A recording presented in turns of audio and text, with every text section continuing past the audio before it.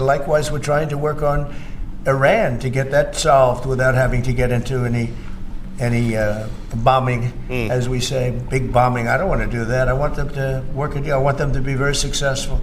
I don't even want to think about Iran either. Nobody wants to go to war with Iran. Donald Trump does not want to bomb Iran and go to war with Iran. He doesn't want to do that. I just saw some things of speculation. Fox is putting this thing out like, oh, there's secret nuclear facilities in Iran, and then you have boring. Exactly, and you have the libertarians over there. It's like, oh, that's very weapons of mass destruction, like of you, all that nonsense. Listen, I want to jump right in. We're post first 100 days.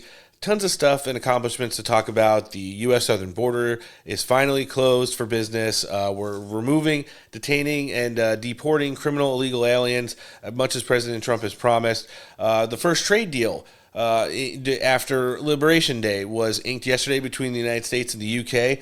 There's a lot of great stuff to talk about. Just kind of want to get from your office's vantage point how you saw the first 100 days shake out, and maybe how the next 100 days is going to be equally, if not more important. And you're right. We saw that the first of what we believe will be a number of really favorable deals just this week, this one with the UK.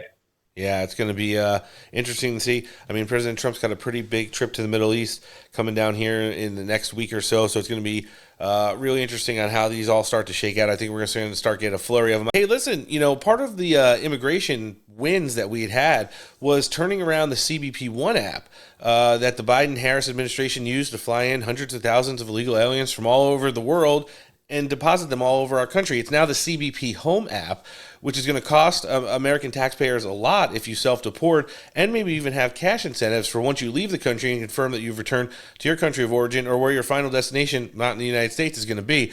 This administration has had to think outside the box, maybe a lot more than they did the first time they came in. And this is just another example of how, President Trump is going to follow through on those promises to make our country safe again and get rid of the criminal illegal aliens. And for the ones who may have come in inadvertently, maybe economic migrants and things of that nature, we're going to add to that tally of people who are leaving using things like the CBP Home app now. It's a brilliant turn of events. Take that CBP One app and turn it into the CBP Home app.